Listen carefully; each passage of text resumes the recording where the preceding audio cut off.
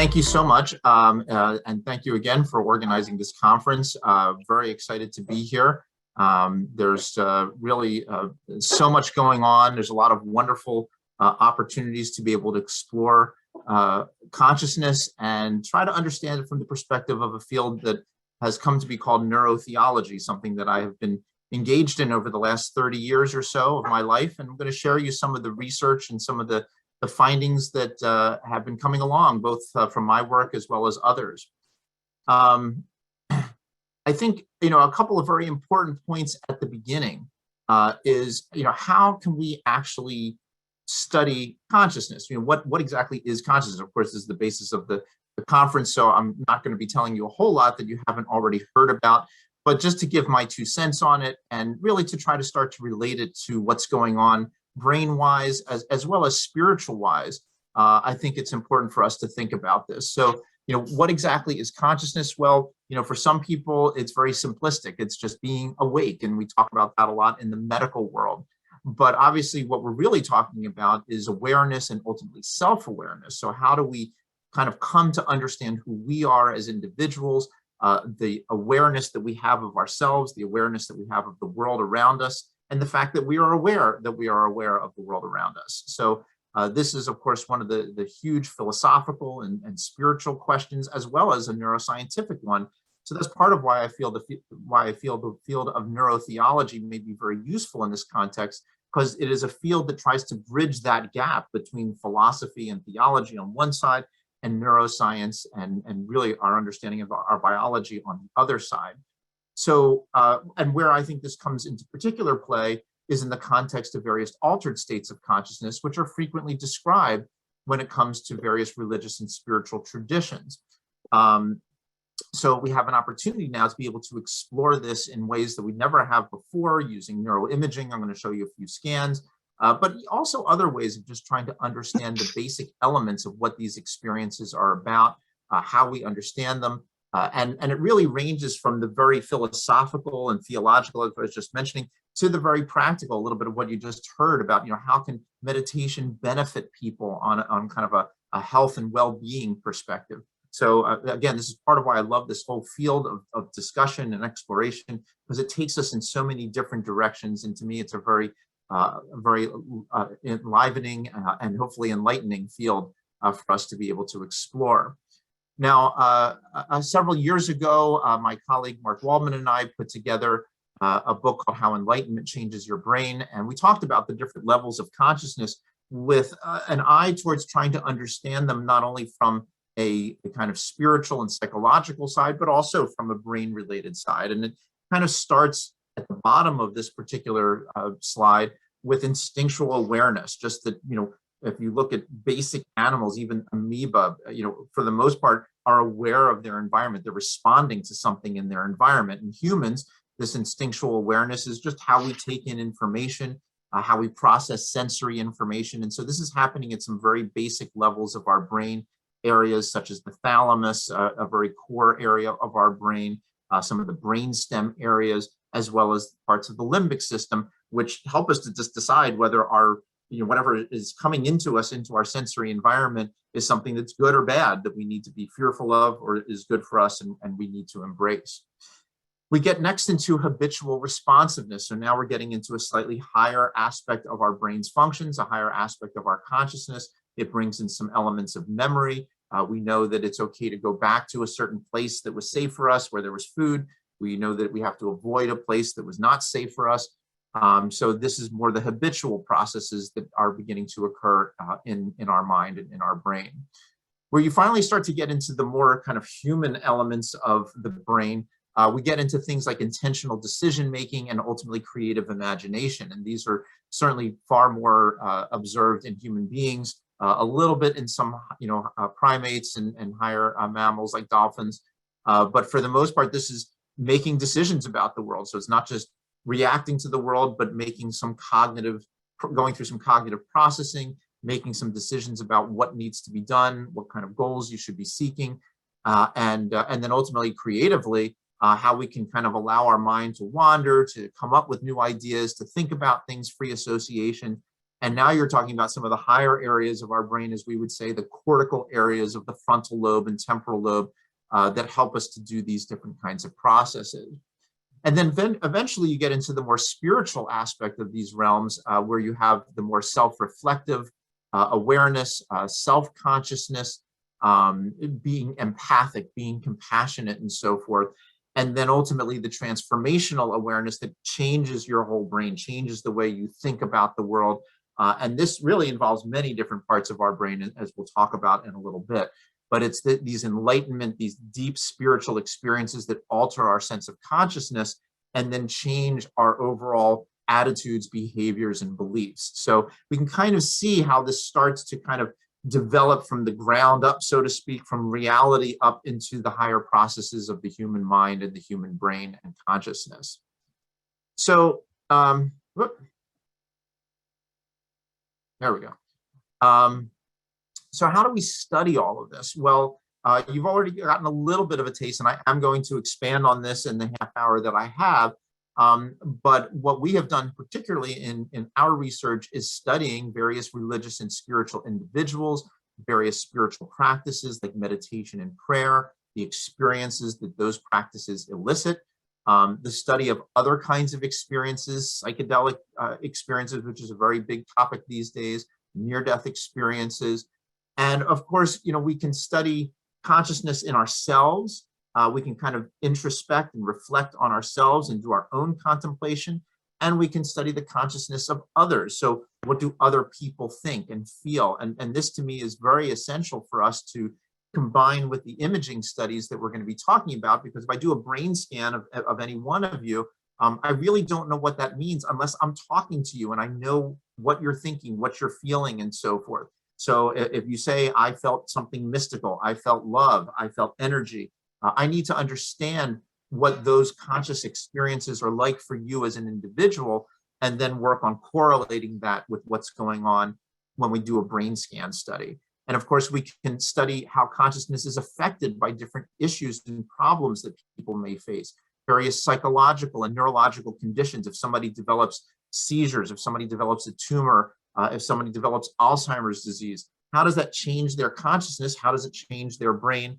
And of course, in the psychiatric realm, there's certainly very well-known examples like schizophrenia, where people talk about, very intense spiritual states, feeling that they're the Messiah and so forth. So we can look at this and try to understand what's going on in the brain of somebody that isn't working well and how that may be associated with these different kinds of experiences. Theoretically, there are other alternatives too, just to round out for completeness sake, maybe studying consciousness in other animals. As I mentioned, primates and dolphins have been known to exhibit self-consciousness, and we can theoretically look at that, as well as artificial intelligence. And there's a whole realm of work being done in that context as well. But I'm not going to touch on that, but just wanted to be out there because there are relationships. I mean, when you get into computers, these are very complex networks of electronics and computer chips and so forth, all working at very rapid speeds that have a lot of analogies to the human brain as a kind of large computer that is biological and ultimately has consciousness itself. Now, I've thrown out the word neurotheology a few times, so let me just define that a little bit more in the context of how we study this. So neurotheology, my short definition of it, is that it is the field of study that links the neurosciences with religion and theology. A couple of important points. It is not meant to be purely reductive. It is not just a neuroscientific study of religion and theology. It's not just trying to break it down and say, okay, this is nothing more than what's in the brain. On the other hand, it is not a theological or philosophical evaluation of what science can tell us. However, as you go through neurotheological scholarship, you are going to go down these different paths, and that's okay, but it is not just one of these or the other. And I think, a couple of other very important points is that neurotheology, for it to really be successful, we have to keep the science as rigorous as possible. We have to do good science, and that means making sure that you develop good methodologies, but also making sure that you understand what it is that you are measuring and what you're looking at. So how do you get at the subjective nature of the consciousness and of the experiences that people have? And with that in mind, it's also critical that we keep the religious aspect religious, meaning that if I'm going to shove somebody into an MRI scanner and tell them to pray, is that okay? Am I changing their spiritual aspect of their prayer because I'm putting them in positions that they're not used to being in? I'm putting them into a noisy environment. I'm sticking them with needles, whatever I'm doing. Am I really keeping the religious and spiritual side of what they're doing the right way? And is it really accurate with how they normally do this? So I think those are very important points. And the last thing I'll just say briefly, and I've talked a lot about this in a book I published about 10 years ago called The Principles of Neurotheology, that the neuro and the theology sides need to be defined very broadly. So the neuro side is not just neuroscience and neuroimaging, but it can include sort of the broader medical field and some of the things that you heard about in, for example, the last talk about how it changes our sense of well-being and things like that. But also psychology, sociology, anthropology, all of this, all the ways in which we kind of get at what's going on in the brain and the mind. And then theology itself is a very specific discipline about how we analyze a given religious tradition. And that's great. We can study theological questions and try to explore the nature of revelation and theological beliefs and beliefs in God and all these kinds of questions, free will. But it also goes beyond that because we are talking about various spiritual practices, meditation, prayer. We're looking at different experiences, beliefs, and so forth. So it's the whole realm of spirituality and religion that makes up that if we keep these two sides of neuro and theology broadly defined, then I think as a field, it gets very exciting and gives us a lot of opportunities. And as you've heard now, some of the new data that I'm going to be presenting does have to do with what we published in our most recent book called The Varieties of Spiritual Experience. And if that sounds familiar to many of you, you may be familiar with the book by William James that was published around 1900 called The Varieties of Religious Experience. And a very famous psychologist and philosopher, William James, really broke down religious experiences in a way that had never been done before.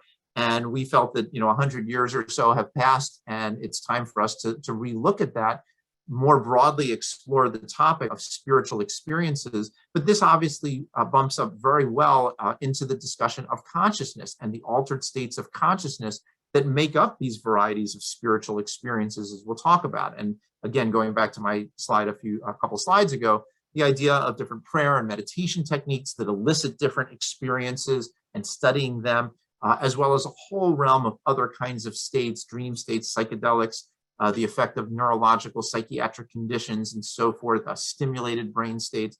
So again, way too much for me to address in a short half hour, but there is a lot of stuff for us to be able to ultimately look at. I do want to spend a little bit of time talking about my research, which I have been so fortunate to be able to do over the last 25, 30 years, which really incorporates neuroimaging studies to evaluate the brain structures that appear to be involved in different mental states, and particularly different states of consciousness. So we can evaluate the neurophysiological correlates of consciousness and also what happens when consciousness is altered, and try to figure out exactly what's going on in the brain when we have these different kinds of experiences. But again, neurotheology needs to be very clear about the conclusions that they draw. And while we can do neuroimaging studies, and I can look at neurotransmitters like serotonin and dopamine, I can look at blood flow, I can do EEG studies to look at electrical changes, where in all of that biology are the thoughts, is the consciousness that we actually have? And I mean, this is often referred to as the hard problem in the study of consciousness, but we don't really know where consciousness actually arises. We can look at different correlates, but we have to be very cautious about what we can ultimately say. Someday we may be able to find the seat of consciousness, but I'm a never say never kind of person, but we still have a long way to go before we get to being able to say something along those lines. So part of what went into our study of the varieties of spiritual experiences was a survey of spiritual experiences that we ran over about a 10-year period, starting about 10 years ago. And it was an online survey where we asked people to provide information about themselves, who they were, their age, gender, and so forth, where they were from, religious and spiritual background, other issues that, health issues and so forth. And then we asked them a lot of questions about their perspectives on religion and spirituality, and ultimately gave them a box where we said, tell us about your most intense spiritual or enlightenment kind of experience. And we got a couple thousand narratives from people of all different faiths and traditions, all different backgrounds and so forth. And we processed through, it was really a treasure trove of data. We published about 6 or 7 articles on it so far, probably a few more to come, as well as our book. And we're really talking about trying to understand the components of spiritual experiences and spiritual transformation, as well as how we might categorize them. So in terms of broad components of these experiences, especially as we can start to try to relate them to the brain, we realized that there were about 5 core components: a sense of intensity, a sense of clarity, a sense of unity, a sense of surrender, and a sense of transformation that led to something permanent, a permanent change in who they are.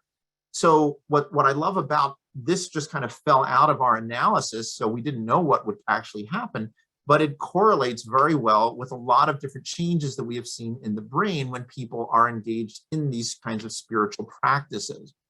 So this is the first brain scan I'm going to show, and it's going to be followed by several others. This is a SPECT scan of the brain, and it is looking primarily at changes in blood flow. And what's nice about the brain is that the more active a particular part of the brain is, the more blood flow it gets. The less active, if an area of the brain shuts down, then it gets less blood flow. It's sort of like gasoline for your car is blood flow. And on our scans, you can display them in a lot of different ways, but on these scans, the red areas are the most active, followed by the yellow, blue, and black. And on the top of the scan is really, it's actually the front of the brain. You're basically looking at a person's brain as if you were looking at their brain from their feet up. That's always been the sort of the standard way of looking at radiological studies. So it's basically you're lying down with the back of your head on the bed. And so the bottom of the scan is the back of the head. The top of the scan is the forehead. And then right and left is actually flipped a little bit. So let's talk about what this scan is representing. So this is a baseline scan. And the arrow is pointing at an area of the brain called the limbic system. So this is where several important structures are. The amygdala and the hippocampus, very involved in our emotional processes. And this is what really elicits feelings of intensity. When something intense happens to you, your emotional system turns on and tells you it's something important, and you feel it throughout your brain, throughout your body. So this is the baseline scan of the individual. And when the person then began to engage in a deep meditation or prayer practice where they elicited a very powerful experience, what you're going to see is that this area of the brain starts to turn on. It becomes much more red. And you can see where that arrow is. So the limbic areas tend to become much more active during intense spiritual states that are associated with that sense of intensity and that very powerful emotional rush that a person may feel. Now, another area of the brain that I actually briefly mentioned is called the thalamus. It's a very central structure. It's where the arrow is pointing, and you can see there's kind of one on each side of the brain. This is an area, it's a very central structure. As you can see, it allows different parts of the brain to communicate with each other. It brings sensory information up into the brain. So it's really essential for us to construct our view of the world. And this is an area that we have found shifts a lot during these kinds of practices. And you can see here the scan of actually somebody who is a non-meditator with a relatively symmetric amount of activity between both sides, and compare that to somebody who is a long-term meditator that shows that one side of their thalamus has become much more active than the other. And we've actually explored this even longitudinally to show that this changes over time. Well, if this is an area of the brain that helps us to construct our perspective of reality, then this may be very involved in that sense of clarity, that ability to kind of look at the world in a new way. It may also have to do with the transformational element as well, but I'll talk about that in a few moments. But I think here, we're specifically thinking about it in the context of clarity and how it shifts our perspective of reality to a new way of thinking about things. Now the arrow is looking a little hot, we're up a little higher in the brain, and then we're looking at the parietal lobe, which is located in the back part of the brain, in the back top part of the brain. So this arrow is pointing to that parietal lobe. And as you can see, this is one of our scans of meditation. This is the baseline state. So this is the person just in a relaxed state, but not actually meditating.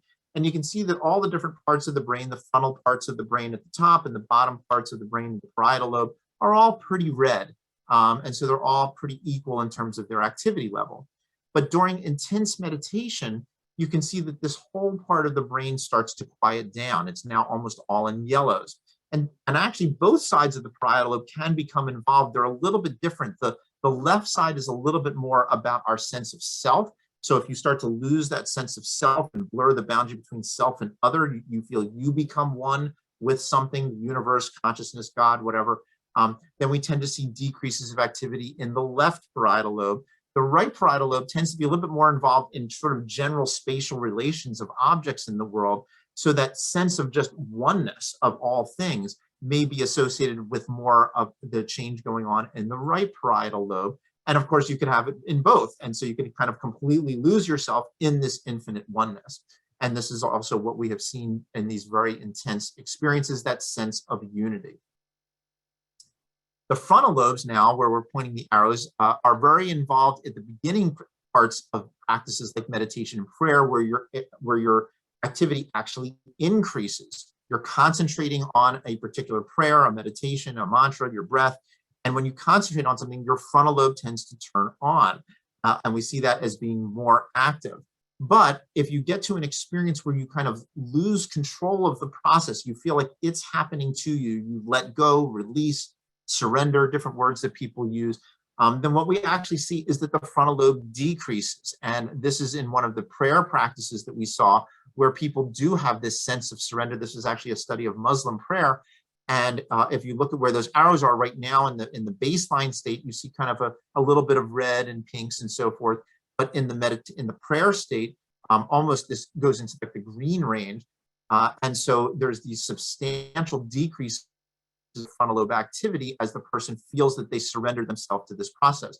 And I should just parenthetically note that while I'm showing you these scans, this is all ultimately quantified. So the colors ultimately represent the amount of radioactivity, and you can actually assess the percentages of changes, 20%, 30%, and so forth, and derive statistical evaluations of these kinds of findings. So you can do very detailed, quantitative, very rigorous methodological research. As I mentioned at the beginning, you want to keep the science good, but you also can look at the results as well. Now, as I mentioned, there is a transformative aspect that leads to a permanently new way of thinking about things. And when we ask people about how their experiences change them, we see for the most part, these experiences change people for the better. In some categories, as much as 90%, 95% improvement in the way they think about themselves, their sense of religion and spirituality, their relationships, their sense of meaning and purpose in life. So we see this very, almost all of these experiences lead to very positive kinds of changes for people.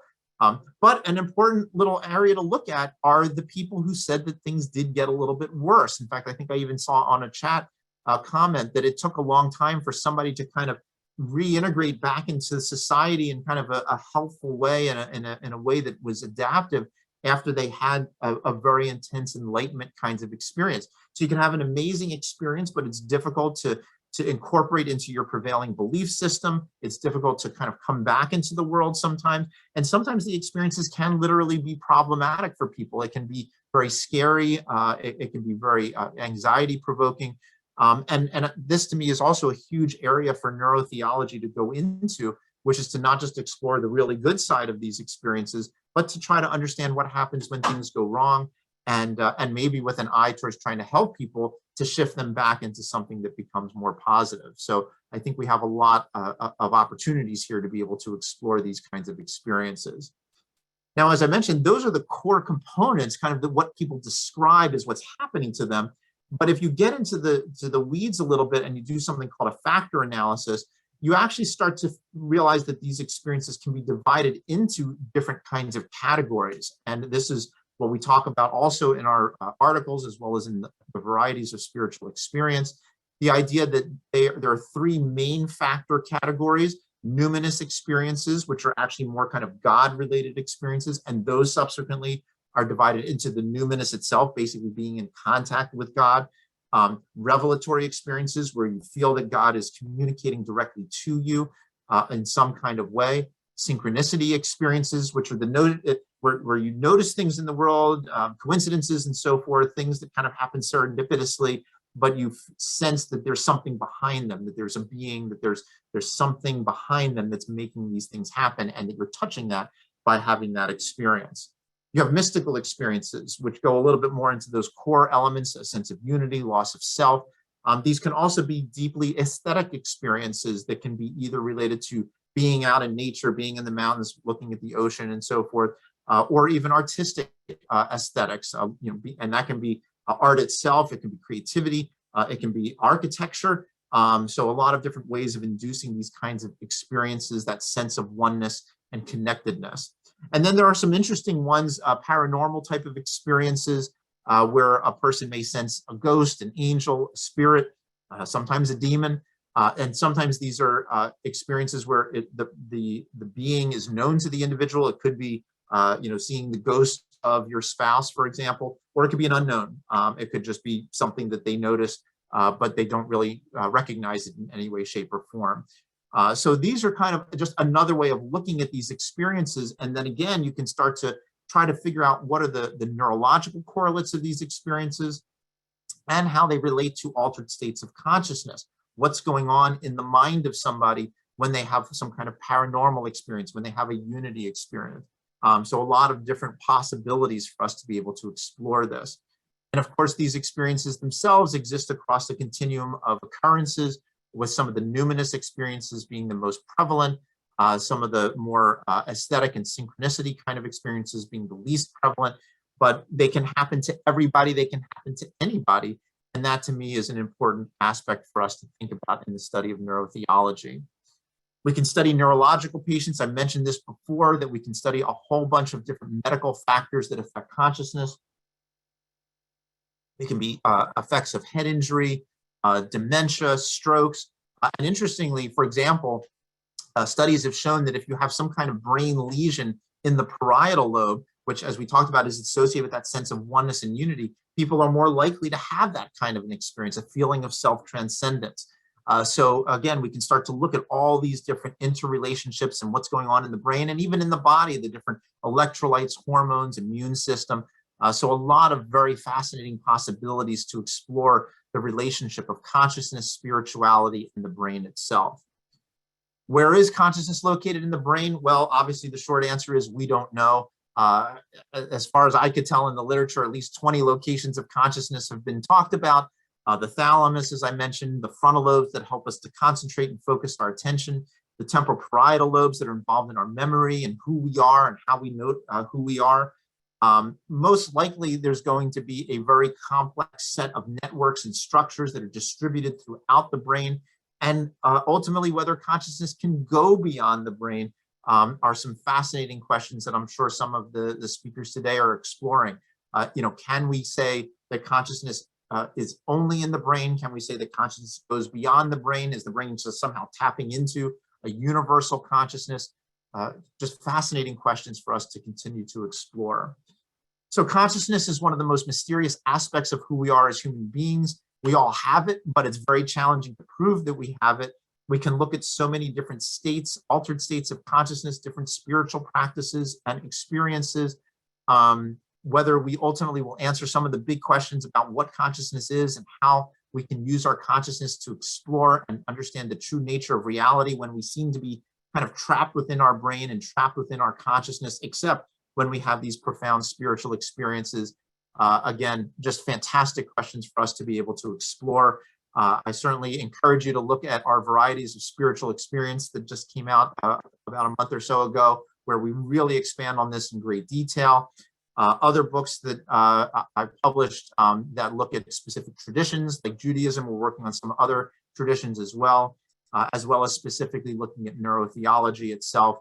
I'd love to hear from you. If you'd like, you can reach me at my website, which is andrewnewberg.com, and there's ways to learn more about our research, as well as upcoming programs, projects, writings, and certainly a way to connect with me. I'd love to hear from you. So I will leave it there. Thank you so much. I might have time for half a question. Thanks so much, Andrew. I think we're still waiting for Stan Krippner, who is up next. And so I think, yeah, you can take some questions until we know that he's raising his hand and is around. Sure. Is there somebody? You may want to stop sharing your slides just so they can see. Okay, I will stop sharing. Yep, thank you. All right, yeah, some questions, and we'll keep an eye out for Stan. Okay. I'll let you field the question. Is that okay, Jeff? Or, sure. Or where would I see the questions? Are they in the chat? You see them in the chat probably, and we'll also keep an eye out for anybody that's raising their hand. Okay, hang on. I can keep an eye out for that if you'd like. Sure. Let's see. Wait, what happened to my chat? Here we go. Just great presentation as always, Andy. Thank you. Let's see. So somebody asked, could we say or hypothesize the damage or injury to the brain leads to a variation in the experience of the self that cannot be gotten back? You know, it's a fascinating question because obviously there is a great deal of neuroplasticity, the ability to be able to, for the brain to change. And one of the things that we talk about actually in one of my first books called Why God Won't Go Away, we talk about self-transcendence and the idea that we are constantly changing. So, you know, one answer to your question is that we're never the same person. You know, we always are changing. Who we are today is different than who we were last year, 5 years ago, when we were a teenager, when we were a kid. We're always changing, and some things we can get back, and of course, some things we advance to and we move on to. So there's always this kind of continual flow and change in our brain, our continual flow and change in who our self is, and that's part of what makes us who we are.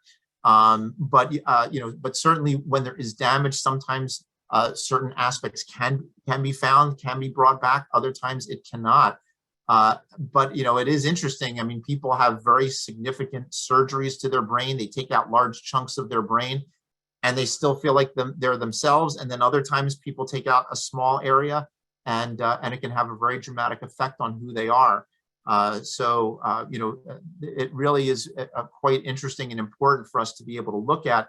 One of the real challenges that we usually have in this whole world of study is that we don't often get the people fully evaluated before the experience. So, you know, when people study near-death experiences, for example, we almost always get people after the experience. So we don't know what they were like beforehand. We can kind of reconstruct that a little bit, but it's not so easy to do that. And so, you know, the ideal would be to start to really look at people prospectively and then see what happens in their lives, what changes occur, and see how it takes them through those different paths. But it's a great question, very, very important. Let's see, somebody was asking about finding out about the studies and maybe participating. So yeah, I mean, the best starting point would be through my website. And certainly we are always sort of collecting people, so to speak, because a lot depends on where we get we still have our practical logistical pieces of where we get funding from, but certainly happy to hear from everybody. And we are still collecting different experiences that people have had. And certainly in terms of brain imaging, as we develop future studies, if we have an opportunity to be able to call on people, we'd love to have your name and know a little bit about you. So that would be great. Let's see. Somebody was asking about consciousness of microbiology research. So I'm not sure. I certainly. People are trying to study the nature of consciousness down to the neuronal level. Some of the, I'm not sure exactly what that question is asking, but you know, people are certainly looking at consciousness from a neuroimaging level, and of course, on some level, that is molecular imaging, as we always talk about, trying to look at things like serotonin, things like dopamine, what's going on at the electrical level. What's going on at the metabolic or blood flow level. And then, you know, I'm not as aware of people doing true sort of microbiological research, you know, actually like looking at nerve cells. You know, of course, that to us is always kind of a big question. You know, does a single nerve cell have consciousness? That would make it easier to explain why the brain has consciousness. It becomes much more challenging to explain how a group of non-conscious neurons somehow create consciousness, and this gets into the field of emergent properties, and whether or not something can emerge from a group of structures and functions. Certainly a lot of interesting possibilities there. But so hopefully that at least answered that question a little bit. Here's another question. I wonder whether there's been any study in which a person with exceptionally good attentional skills put into an MRI machine and asked to direct his or her mental awareness on different regions of the brain. Yeah, we've thought about things like that. I have not seen that particular study, but we've talked about that, especially in the context of Kundalini yoga, where there's an idea where people can kind of sit with the different chakras, the different energies in their body. And, would it be a possibility of saying, can they rest in their heart chakra? And then can we see changes in the metabolic activity of their heart? Certainly ideas like neurofeedback address a little bit of that question, where we know that people are able to modulate their brain's activity by calming themselves down, by trying to focus on the electrical activity in the brain, and they can do that by keeping a ball, within a certain range or something like that, that then correlates with their EEG. But I haven't specifically seen somebody say, okay, I'm going to try to concentrate on increasing the blood flow to my parietal lobe. And again, part of the issue with that is how the different other parts of the brain are part of that process. The brain certainly functions a lot as a network, and so it becomes a bit challenging to be able to really tease out and separate out what's going on in one part of the brain as opposed to the process itself. And that, going back to the discussion about neurotheology and spiritual practices have, a process that's a dynamic process of maybe concentrating on your breath or concentrating on a prayer, but then ultimately different experiences creep into that process. And then that becomes part of what's going on within the brain itself while the practice is still going on. So it becomes very challenging to be able to differentiate the states from the practices, the effects, and so forth. But certainly, again, some real challenges to the methodology of how we study this. Let's see. Somebody asked, is it possible that on a deeper level, the brain is simply an organ of transmission? And yeah, certainly that's been something that we've often talked about, is the brain really just kind of a great radio receiver and basically receives, that consciousness. Certainly if you go from the perspective of a Buddhist or Hindu tradition, consciousness is all around us. The universe is made of consciousness. And so our brain basically is just consciousness embodied in a biological structure as opposed to the other way around. And that, again, is a very big philosophical, theological, as well as scientific question, which is where exactly and how does consciousness arise? And is it actually, where are the causal arrows in all of this? Is the brain producing consciousness, receiving consciousness, some combination of the two? And if so, how does all of that happen? There still ultimately needs to be the awareness piece that gets generated somewhere, and exactly how and where, we don't know. Somebody asked the question, and Jeffrey, please stop me whenever you're ready to stop me. I'll just keep going. Consciousness of the microbiome. Here's a fascinating area too of relatively new research. We talk about the biological, the microbes and the bacteria that make up our gut, that are on our skin, that are in our bodies. How does that contribute to our consciousness? And there have been some really interesting, very basic studies looking at things like that. There's been some animal studies, for example, where they will take, they'll do a fecal transplant. It's kind of gross, but they'll take the stool of like one animal and put it into the stool of another, and they'll take like the stool from a depressed animal and put it into a non-depressed looking animal, and the non-depressed animal will now become depressed, or vice versa. And so we know that something going on at the level of the microbiome has a substantial influence on how our mind works and how our mood is and how we think and so forth. And so, one of the questions that we ultimately have to think about is how does our brain and our body interact with the rest of the world? We are, while we sort of feel a sense of isolation, we kind of, end at the end of our skin. but we're constantly interacting with the world around us. We see things, we take in light wavelengths. When we smell something, that's the smell, that's a molecule of one object landing on us, on our nose. And so, when we eat things, we're taking something from outside and trying to incorporate it into our body.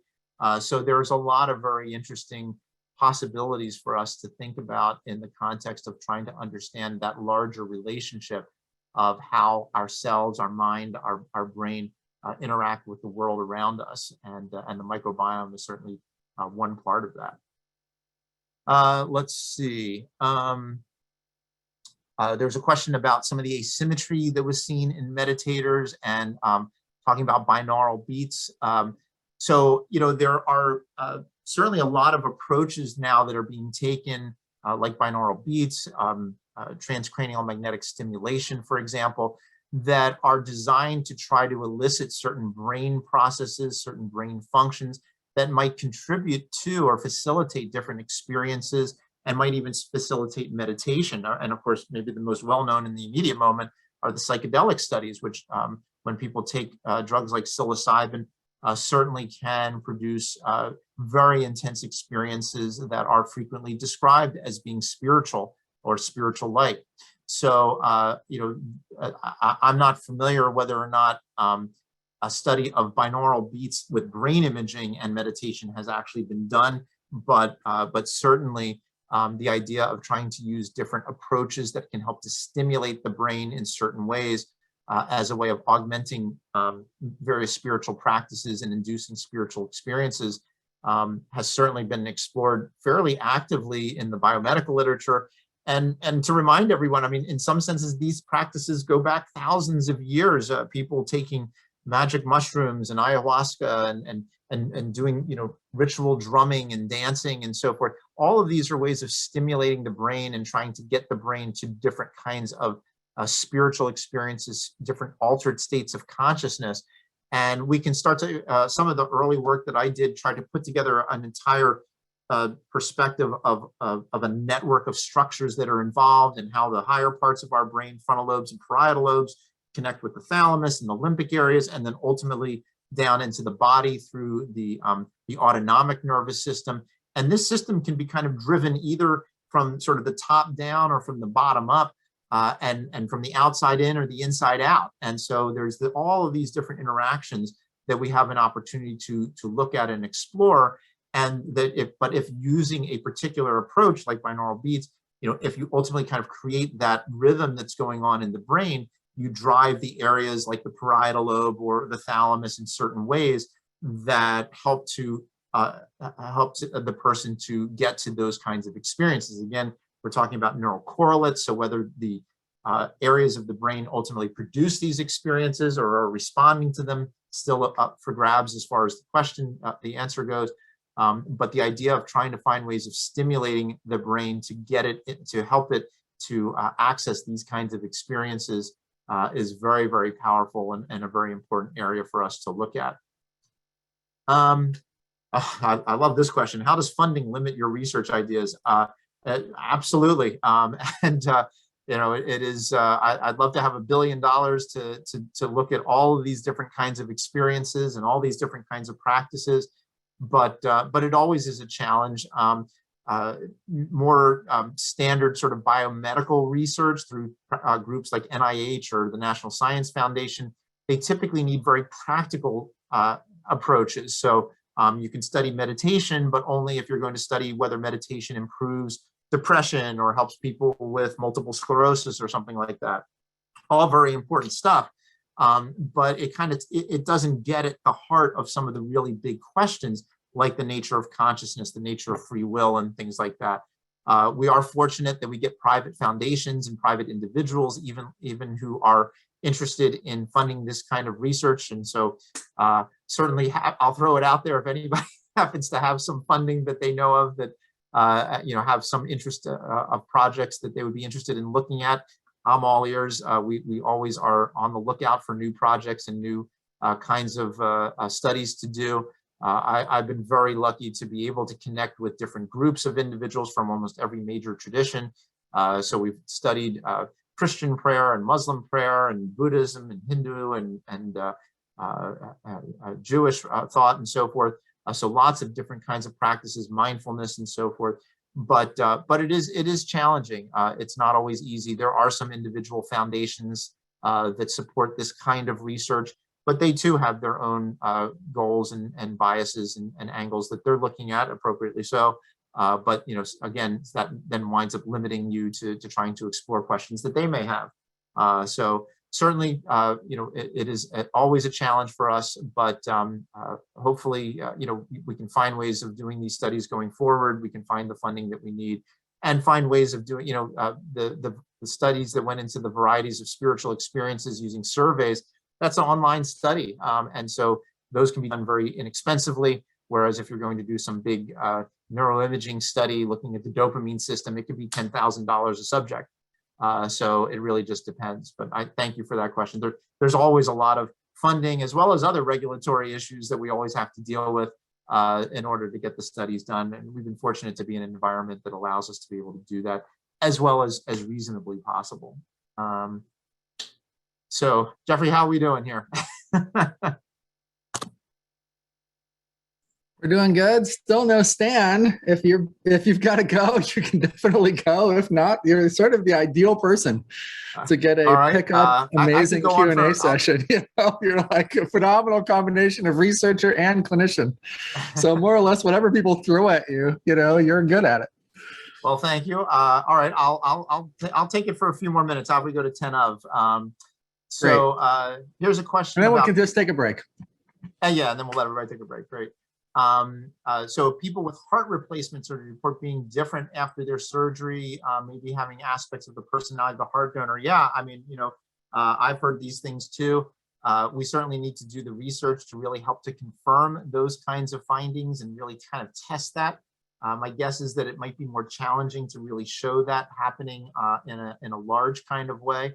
But yeah, I mean, these are the kinds of fascinating things that we hear that really could be very interesting to begin to explore and try to understand and try to figure out how and why and what this all means. So certainly something for us to think about. I see a hand. Gino, you want to ask a quick question? Yeah, Andy, great to see you again. It's been a while. Visited you years ago. But while I have you here and Jeffrey's here as well, too, I think, Jeffrey, you're still online, right? Is that just in terms of data, I know, Jeffrey, we know people like James Hart, for example. There are a number of people that have been collecting these kind of brain signatures of kind of awakening experiences. It'd be great to get like a data set library of all of this. And then, bring in like Tim Mullen or someone to have an archive that could be shared, that we could jointly analyze it or something like that. That would be of tremendous use. And I know, Jeffrey, a lot of other people, Judd Brewer, a lot of these people have these kind of this data, and be really wonderful to put an archive or a library together. Might be able to find some funding to put that together, and maybe we can get someone like Tim Mullen or something, because they've got I've got server space.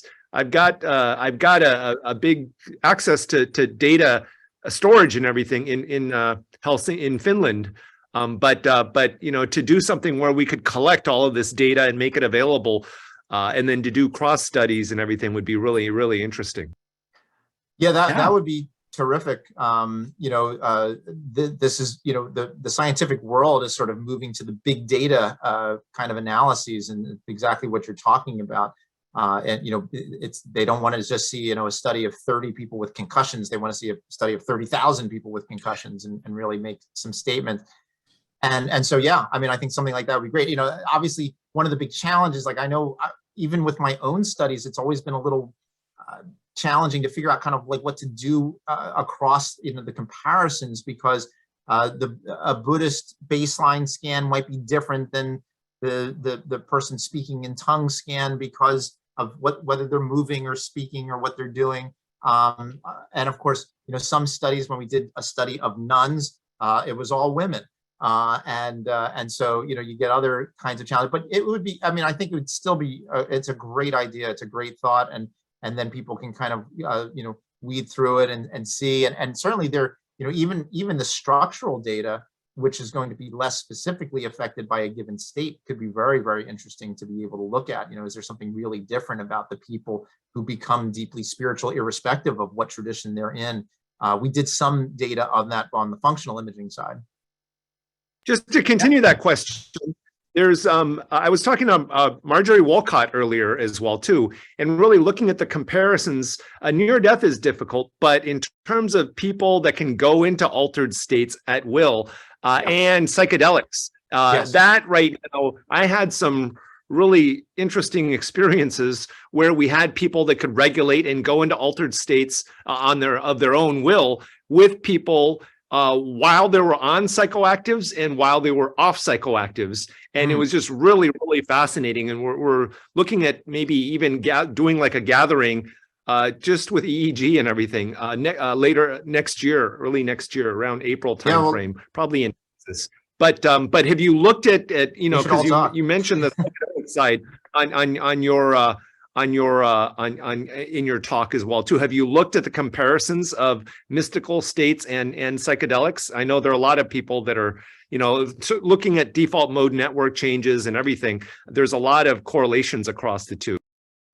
Yeah, so we certainly, one of the articles that came out of our survey of spiritual experiences was a direct comparison of psychedelic states to now this is not with the imaging piece per se, but it corroborated what other people have long heard and known about, that they really have a tremendous commonality and similarity to each other. And I know they are starting to do, have started to see some imaging studies come about. And yes, it does seem to be some of those same basic areas, the parietal lobe and so forth, that seem to be involved. And of course, one of the really nice things, as you said, about things like psychedelics is that you give the drug and that the experience will occur 10 minutes later. You kind of know the timing of it, and you also know where it went. You know that a certain drug affects the serotonin system, or wherever it's going. And so there is a lot of real value in exploring that. So yeah, we should. I know this is a big conference with hundreds of people, but we should all get together afterwards and have a conversation about how to do this.